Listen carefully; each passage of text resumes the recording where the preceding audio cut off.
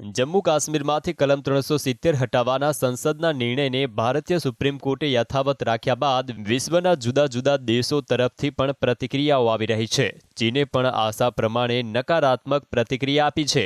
એટલું જ નહીં, ચીને તો લદ્દાખ પર પોતાનો દાવ પણ ઠોકી દીધો। ચીને કહ્યું કે તે સુપ્રીમ કોર્ટના આદેશને નથી માનતું, જેને જમ્મુ કાશ્મીરની પુનઃરચનાને મંજૂરી આપી છે। આ સતત બીજી વખત છે કે જ્યારે સુપ્રીમ કોર્ટના આદેશ પર ચીને પ્રતિક્રિયા આપી હોય। આ પહેલા ચીને કહ્યું હતું કે જમ્મુ કાશ્મીરના મુદ્દાનો વાતચીતથી ઉકેલ આવવો જોઈએ। ચીની વિદેશ મંત્રાલયના પ્રવક્તા માઓ નિંગે કહ્યું છે કે સુપ્રીમ કોર્ટના નિર્ણયથી ચીનનું વલણ નહીં બદલે। ચીનનું હંમેશા માનવું છે કે ભારત અને ચીન સરહદનો પશ્ચિમી ભાગ અમારો છે।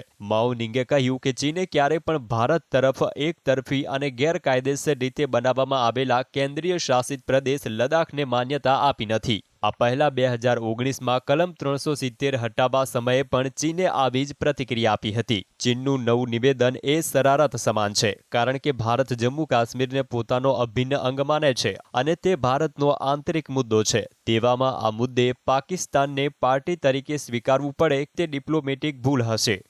Bureau report, GSTV।